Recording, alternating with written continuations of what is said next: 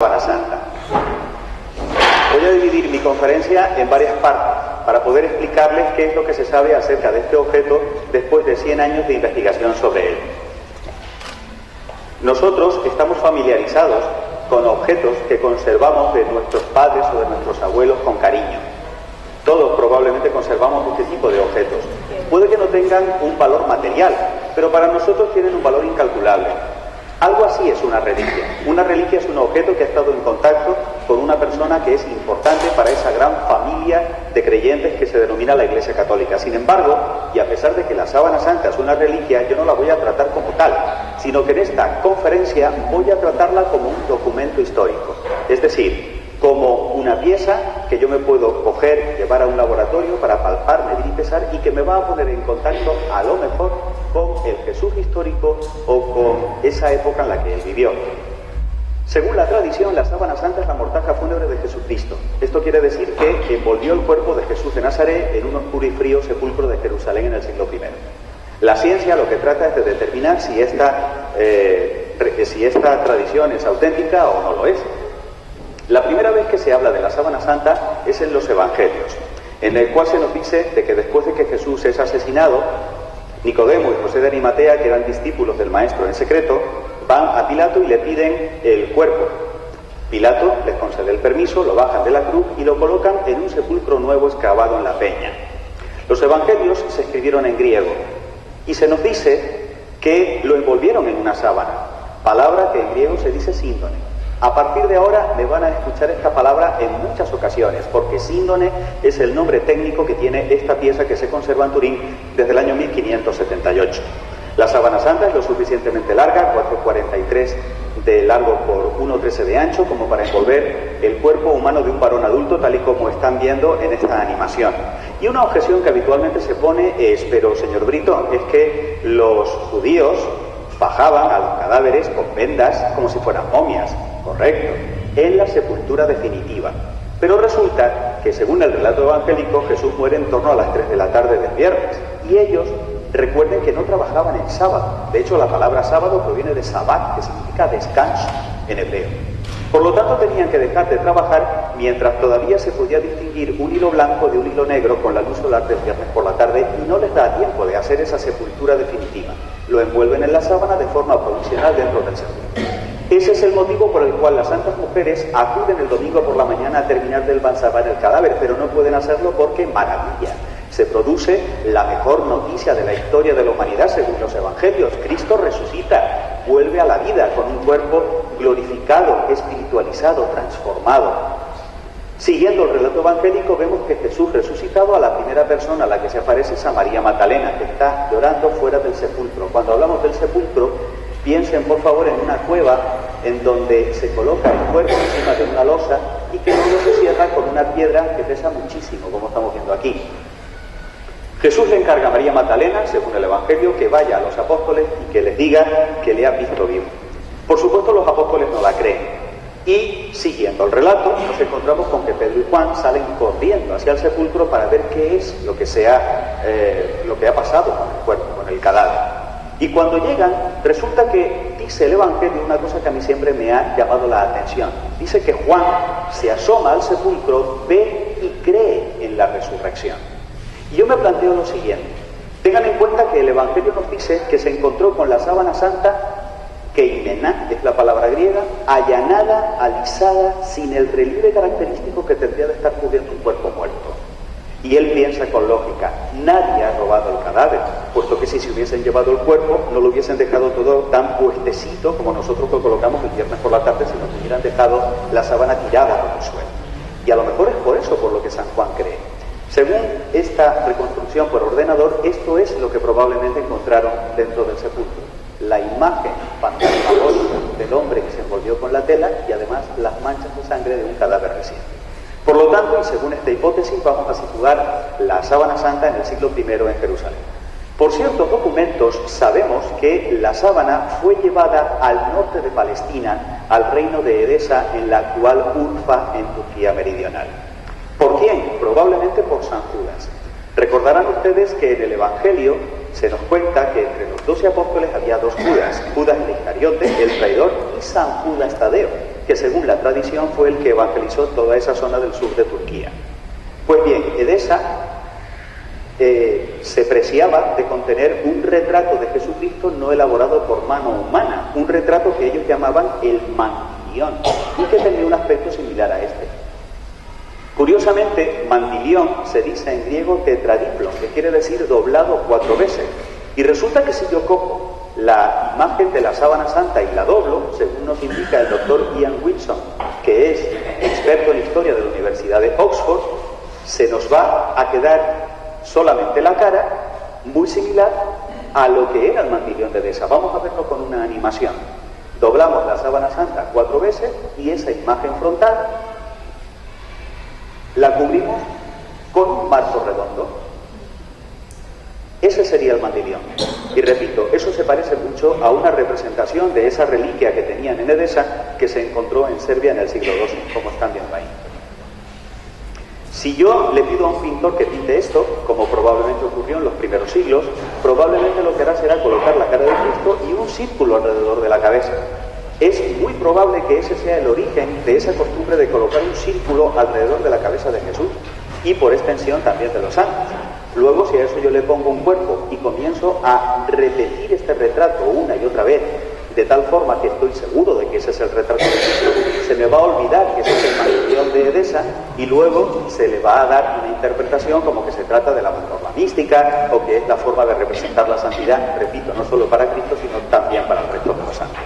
Esto puede ser un bonito resumen histórico, que además un compañero mío del Centro Español de Sindonología, Jorge Manuel Rodríguez, está estudiando en su tesis doctoral. El profesor Mark Gustin se ha pasado muchísimo tiempo en el Monte Athos, en Grecia, estudiando documentos que parecen confirmar la hipótesis del doctor Wilson. Por lo tanto, si la sábana santa y el mandilión de Edesa son el mismo objeto, podemos tener un recorrido completo de cuál fue la historia de la síndone hasta la actualidad. En el año 944, el 14 de agosto, el emperador de Roma, Romano I Lecapeno, le compra a los habitantes de Edesa las reliquias de la Pasión, entre ellas el mandilión. Y resulta que cuando llega la reliquia a la Catedral de Santa Sofía, el obispo Gregorio da una homilía en la cual dice que le impresiona enormemente la herida del costado de Cristo que se ve en la tela. Evidentemente, si está hablando de la herida del costado, quiere decir que en el traslado se dieron cuenta de que estaba doblada y que tenía el cuerpo entero, con lo cual esto también parece confirmar la hipótesis del doctor Wilson. De hecho, aquí tenemos la ilustración justamente de esa homilía, en la que vemos al obispo dándole a besar al emperador la cara que sobresale de la síndone. Pero fíjense el tamaño que tiene, es mucho mayor de lo que se pensaba que era el mandilión, tiene las dimensiones de la sábana santa. Según el cronista de la Cuarta Cruzada, Robert de Clary, la sábana fue trasladada a la iglesia de Santa María de Blaquerna y todos los viernes, a través de un sistema de poleas, era izada de tal manera que se mostraba a los fieles y que veían que de alguna forma Cristo volvía otra vez a salir del sepulcro. Este es el momento en el cual la historia de la sábana santa, según la doctora Bárbara Frale, que es experta en los archivos secretos del Vaticano, se vincula con la de los templarios. Seguramente habrán oído ustedes hablar de los templarios, una orden religioso-militar que surgió para proteger la vida de los peregrinos que acudían a Tierra Santa y que no los mataran los musulmanes. Pues bien, se comenzó a correr el rumor de que los templarios guardaban un fabuloso tesoro. Bárbara Frale está convencida de que ese tesoro era nada más y nada menos que la propia sábana santa. Hay algunos relatos muy curiosos, muy bonitos, que nos cuentan de qué manera los templarios trataron de poner la sábana santa a salvo del rey Felipe IV de Hermoso. Felipe era un rey tremendamente ambicioso y él pensaba que ese tesoro consistía en monedas de oro y piedras preciosas y demás. Y sin embargo, en la noche del 6 de octubre del año 1307, como nos cuenta Manuela Corsini, el rey colocó a las afueras de la fortaleza de los templarios a unos soldados para evitar que sacasen aquel tesoro los templarios. Y curiosamente, lo que aparentemente salió esa noche de la fortaleza fue un carro de paja cubierto por un hombre que se tapaba con una sábana sucia. Puede que haya sido una estratagema para poner la sábana santa a salvo. Los templarios fueron perseguidos, de tal forma que Godofredo de Charny y Jacques de Molay desafortunadamente perdieron la vida porque fueron ajusticiados en la hoguera.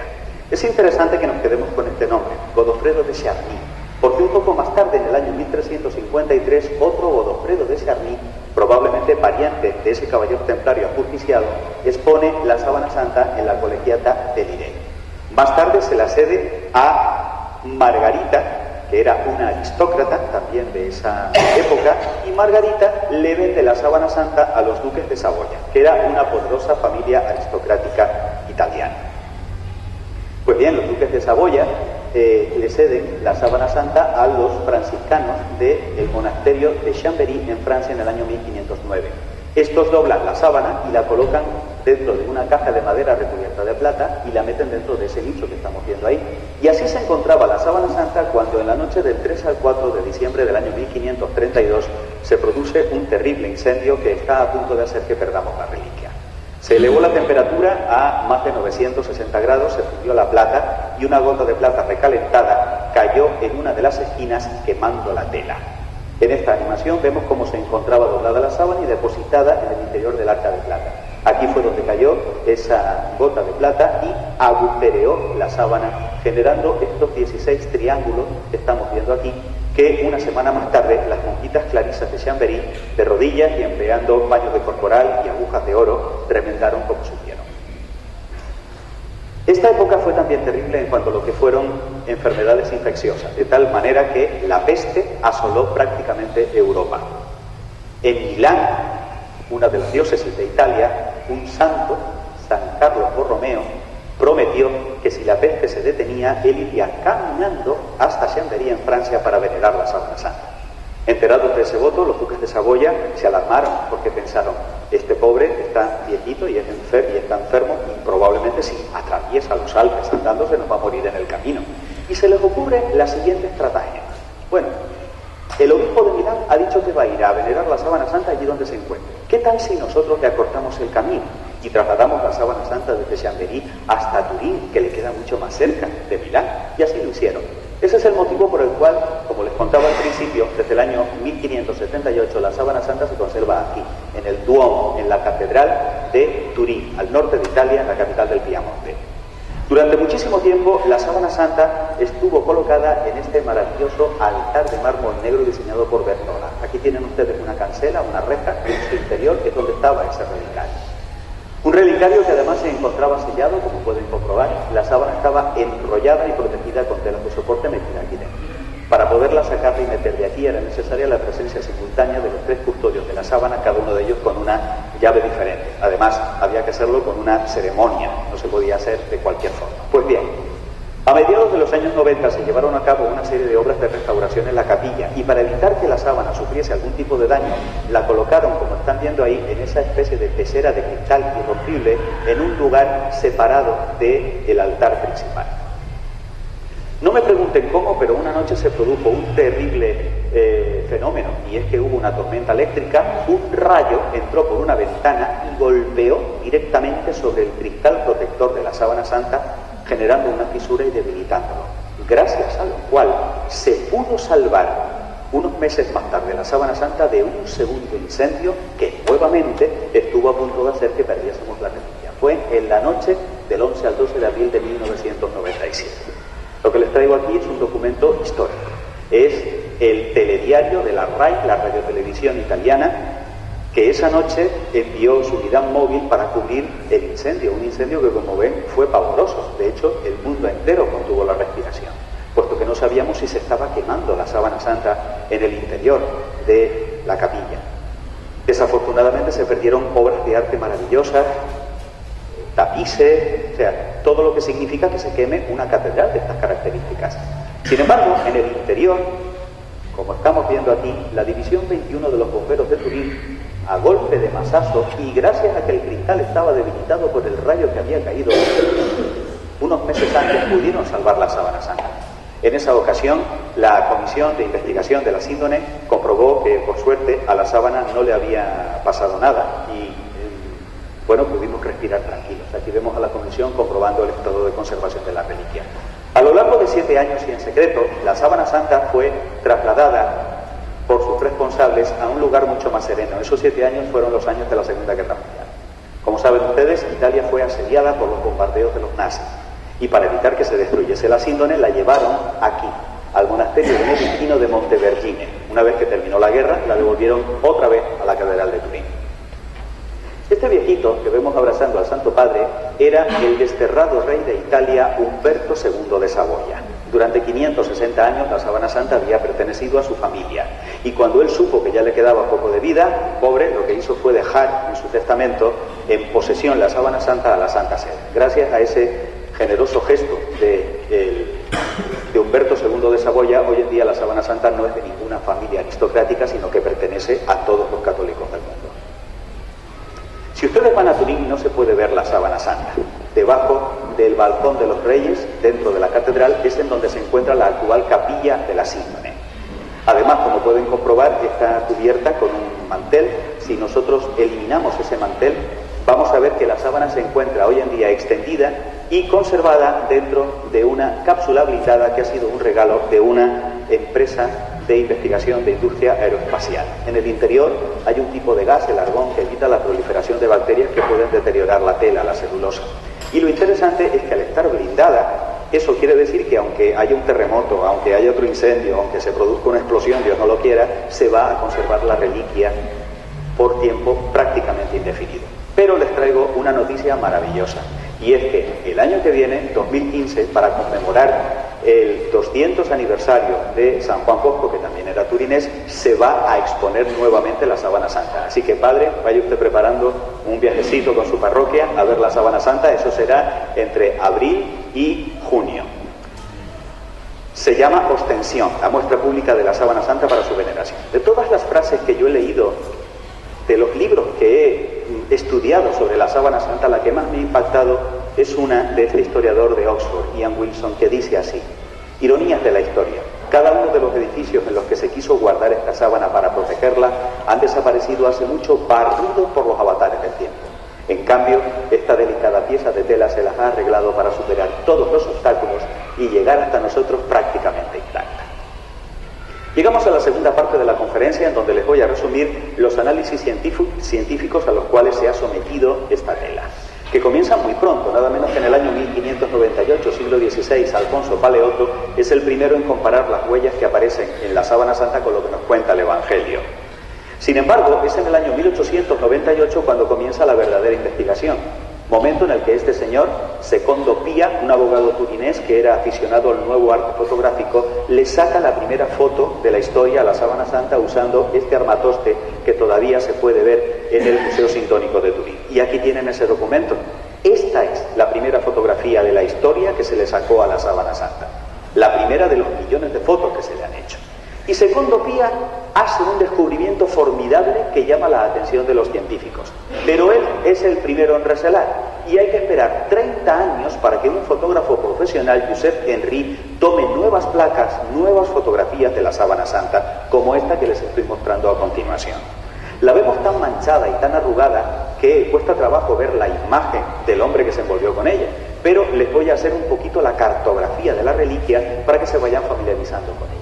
Por lo pronto quiero que se fijen que aquí hay una línea muy finita que recorre la sábana de lado a lado. No sé si la ven al fondo, ¿la ven?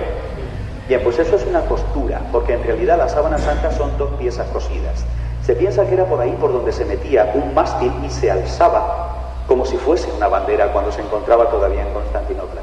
De hecho, hay trozos que le faltan a la sábana santa que se han convertido en reliquias aquí y aquí, y también hemos de independizarnos de estas dos grandes líneas longitudinales que son fruto del incendio del año 1532. Vemos los remiendos de las monjitas, los regueros del agua, el agua que entró hirviendo dentro del arca de plata, y es en medio en donde vemos la imagen frontal y dorsal del hombre que se envolvió en la tela. Sin embargo, vamos a verla con más detalle, de tal forma que vamos a utilizar para eso una fotografía mucho más reciente, una foto tomada en el año 1978. Como bien saben las señoras, el lino, a medida que va pasando el tiempo, se va haciendo cada vez más amarillo, se va deteriorando, por eso tiene ese color parduzco, ese color sepia. Vamos a colocar también la espalda para verla. Quiero que se fijen, por favor, esto es una imagen real de la sábana santa, que esto viene a ser la cabeza con los ojos, la nariz y la boca, el cabello, la barba. Aquí estaría el pecho, a esta altura el ombligo, los brazos y los dedos que se ven perfectamente, vemos los muslos, las rodillas y las pantorrillas. Y en la parte posterior nos encontramos con el cráneo, el cabello largo recogido en forma de cola de caballo, los omóplatos, las nalgas, porque el individuo está desnudo, la parte posterior de los muslos, las pantorrillas por detrás y las plantas de los pies. Pero es una imagen extraña, es una imagen que no tiene líneas definidas. ¿Por qué? Este es el enigma que descubrió Secondopía y que les paso a explicar a continuación. Antes de la invención de la fotografía moderna digital, cuando usted tomaba una foto, impregnaba un carrete que estaba dentro de la cámara. Y si quería usted sacar las copias de las fotos, tenía que llevar ese carrete al laboratorio. ¿Se acuerdan de eso, verdad? Y en el laboratorio le daban el cliché, el negativo fotográfico. La característica que tiene un negativo fotográfico es que lo que es blanco en la realidad, como en esa foto de Madre Teresa es el sari, aparece negro en el negativo y viceversa. Lo que es negro se muestra como si fuera blanco. Es lo que se llama negatividad fotográfica o inversión del blanco y del negro. Pues bien, sorpréndanse, queridos amigos, porque es justamente en el cliché, en el negativo fotográfico, en donde se ve perfectamente la imagen del hombre que se envolvió con esta sábana, no en el positivo, que sería lo lógico. Y estamos hablando de un hombre de entre 30 y 40 años, caucásico, cuyo rostro sereno y de particular belleza contrasta enormemente con las horribles torturas a las que parece haber sido sometido si atendemos solamente a las manchas de sangre que tenemos sobre la superficie del tejido. Pero claro, hay que explicar cómo es posible que existe esta imagen elaborada 19 siglos antes de que se inventara la fotografía. Y aquí es donde entra la ciencia a estudiarla. En el año 2002, la doctora Metzger Fluty Lemberg llevó a cabo obras de restauración en la sábana, porque se había comprobado que los remiendos de las monjitas estaban acumulando mucho detritus. Por lo tanto, se retiraron esos remiendos y se clasificaron y se guardaron. Pero fíjense, por favor, antes y después de la restauración, dado que ahora tiene un aspecto mucho más limpio. Pues bien, esta es la última foto que se le ha tomado a la sábana santa y, como pueden comprobar, no importa los millones de veces que se la fotografíe. Si miramos el cliché, siempre nos vamos a encontrar con ese efecto de negatividad fotográfica. Antes del año 1978, muchos científicos se habían acercado a estudiar la reliquia. Sin embargo, es en ese año en el que se lleva a cabo la investigación más importante hasta el momento. Tengo mucho gusto en presentarle al doctor John Jackson, doctor en Ciencias Físicas del Jet Propulsion Laboratory de Los Álamos en Estados Unidos, mi héroe. Este es el Indiana Jones de esta historia. Él fue el encargado de coordinar al equipo de investigación de la Sábana Santa que se trasladaron en el año 78 para estudiar la reliquia durante 120 horas seguidas. Llevaron hasta Turín todo tipo de material, el más avanzado que se tenía hasta aquel momento.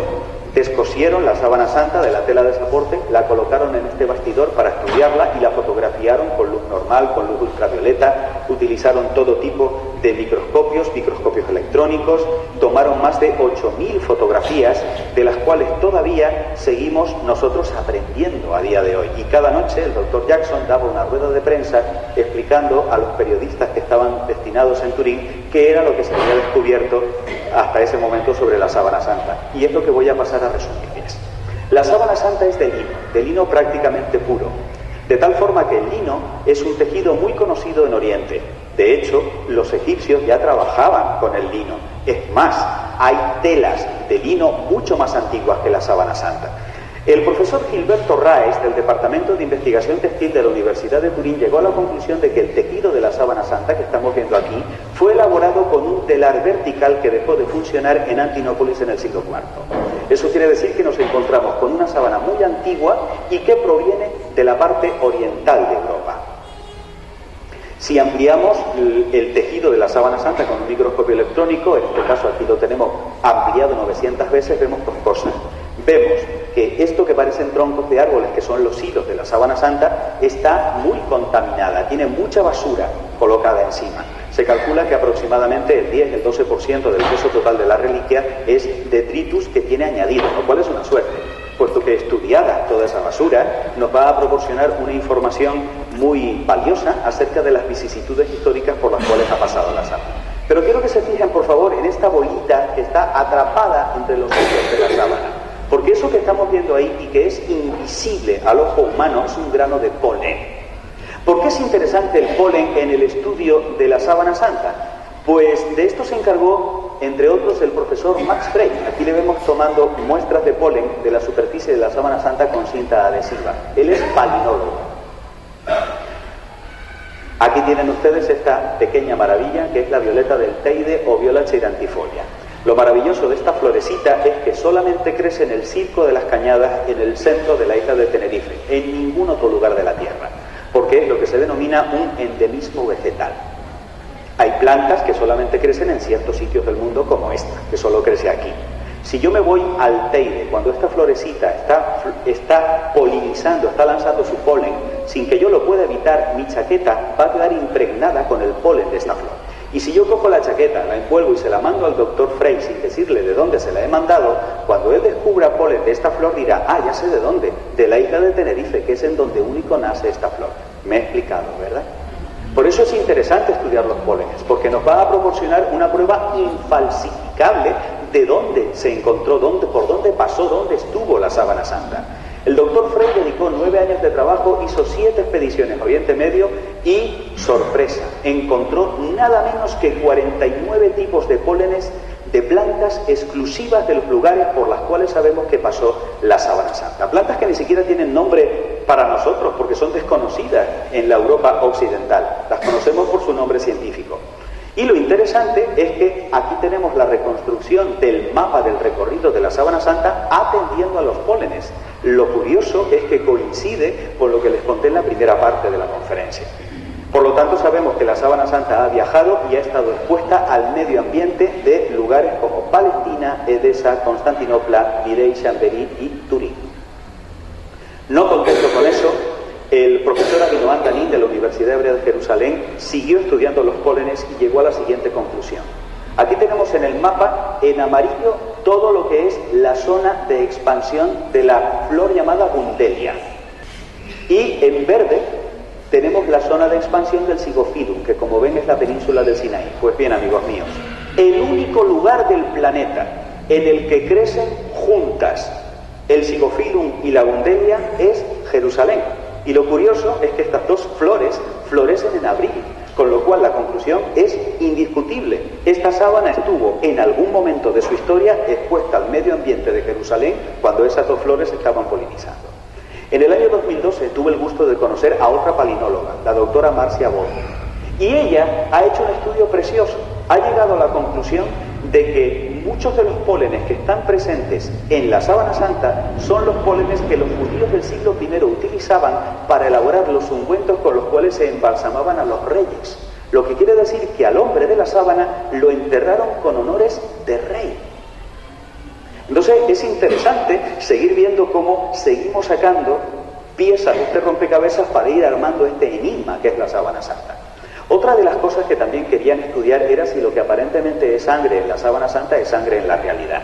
De eso se encargaron fisiólogos como los doctores Backlin o Heller y llegaron a la conclusión de que en efecto nos encontramos frente a sangre humana. Sin embargo, el profesor Pierluigi Paima Bolone de la Universidad de Turín llegó a una conclusión más precisa todavía. Estamos ante sangre humana del tipo AB. Es un tipo muy raro de sangre, lo tienen aproximadamente entre el 3 y el 5% de las personas y sin embargo es la más común entre las personas de raza hebrea. En la sábana santa hay bastante sangre porque estamos hablando de una persona que fue torturada. De hecho, aquí lo tienen en negro, marcado con un rotulador, todo lo que es sangre en la sábana. Sin embargo, cuando observamos el rostro es cuando nos quedamos sobrecogidos. Lo que están viendo ahí es una fotografía con luz ultravioleta y eso que aparece en color blanco brillante es suero sanguíneo invisible al ojo humano. El profesor Tamburelli programó el ordenador para que nos diese en rojo esos regueros y el resultado es sobrecogedor porque vemos la cara del hombre de la sábana completamente cubierta de sangre debido a los horribles traumatismos que ha pasado.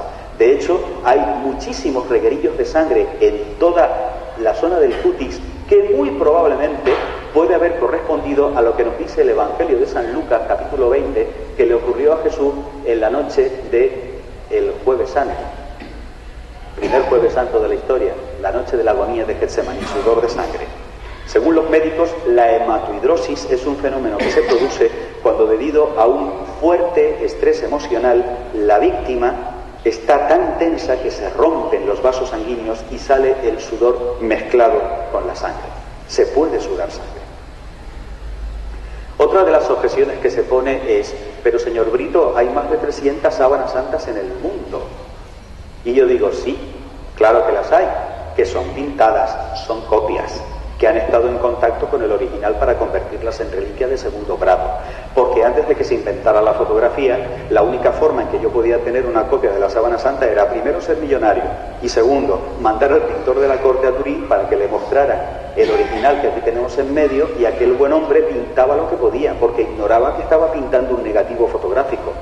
Quiero que comparen, por favor, las copias con el original, no tienen absolutamente nada que ver. Es más, les traigo otra noticia. Vamos a tener una copia de la sábana santa muy buena, no como estas. En el Cristo de la Laguna. Hemos conseguido el permiso de la sede del Centro de Sindonología para poder tener en tamaño natural un facsímil de la sábana santa. Están todos ustedes invitados a la bendición e inauguración del facsímil, que va a quedar expuesto de forma permanente en el convento de San Miguel de las Victorias, en La Laguna, para que la vaya a ver el que quiera. Y además allí habrá un montaje con mi voz en el cual estaré explicando de manera continua todo esto que les estoy contando esta tarde. Será el 20 de abril, domingo de Gloria, a las 8:30 de la noche. Pues bien, tengo la prueba perfecta, y es sacar una foto y mirar el negativo. La única que me da una imagen coherente es la original, que está en medio. Las demás son monstruosas, son horribles. Así que las eliminamos, no las queremos para nada, y nos quedamos con el original que se conserva en Turín. Porque ahora hay que explicar cómo es posible que exista esta imagen con estas características. Para yo poder tener una imagen sobre una tela, bastaría con que yo me impregnara de pintura y me colocase una tela encima, pero el resultado sería más o menos así, que no tiene nada que ver con lo que estamos viendo aquí. Diversos investigadores han hecho distintas pruebas con métodos vaporigráficos, con calor, con bajorrelieves, y ninguna ha dado un resultado coherente. ¿Por qué? Pues porque resulta que la sábana santa y su imagen no es pintura.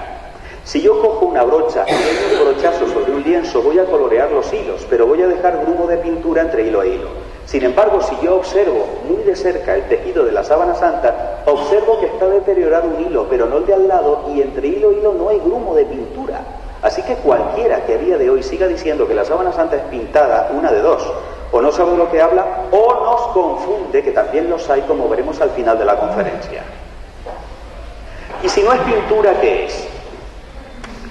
Pues según los científicos es una especie de degradación, de una oxidación de la celulosa de la parte más superficial del tejido. Háganse la idea de que si mi brazo fuese un hilo de la sábana santa, solo estaría coloreado lo que corresponde al vello superficial.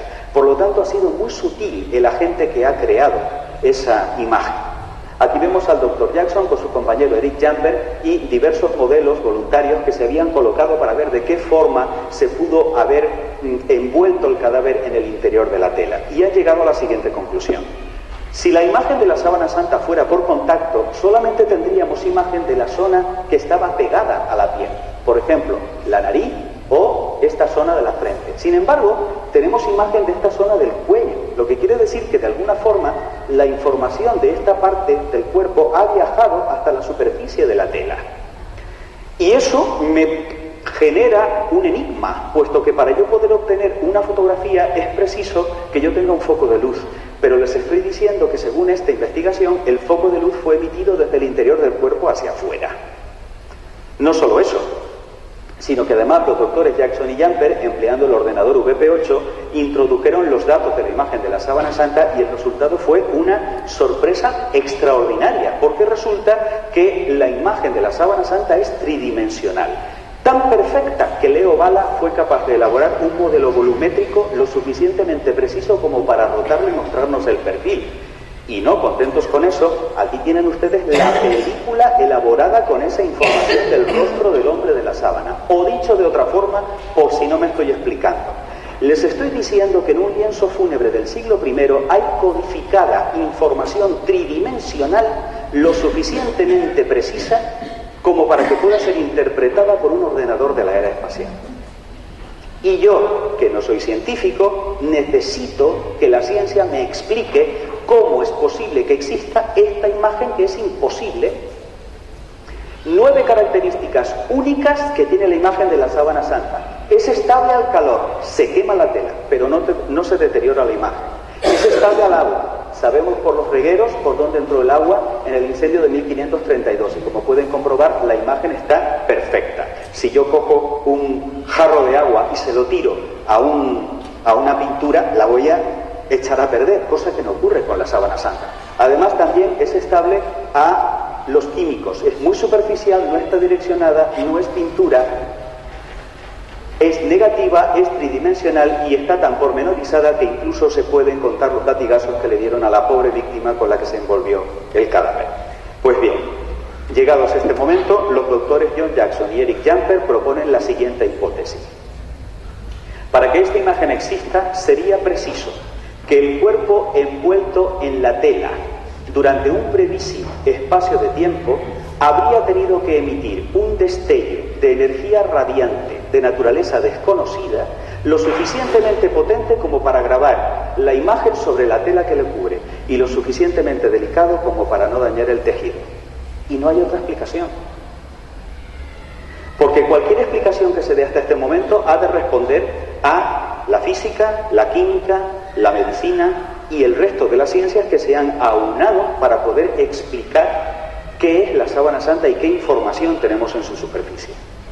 Si alguien hubiese robado el cadáver en el sepulcro de Jerusalén, hubiera tenido que quitar la tela y llevarse el cadáver, pero al quitar la tela se hubiesen destrozado los hilillos de sangre. Sin embargo, vemos que estos hilillos de sangre, estos regueros de sangre están intactos, lo que quiere decir que el cuerpo dejó de estar en el interior de la envoltura de tela sin que nadie retirase la tela. Y hay otra cosa curiosa, debajo de las manchas de sangre no hay imagen, lo que quiere decir que primero se manchó de sangre y luego se generó la imagen. Uno de los momentos más importantes de mi vida fue conocer en persona al doctor John Jackson. A partir de ese momento hemos trabajado juntos e incluso hemos escrito juntos un libro. Y es impresionante que este hombre cuente que él ha estado muy cerca de la sábana santa. Es posible también observar ciertas estructuras internas del interior del cuerpo, como por ejemplo las costillas, la rótula de las rodillas. Ha contado 28 piezas dentales, y la hipótesis que él propone es la siguiente. En el momento del destello radiante, el cuerpo comienza a desubicarse del interior de la tela y la tela lo atraviesa, fotografiando el cuerpo también por dentro.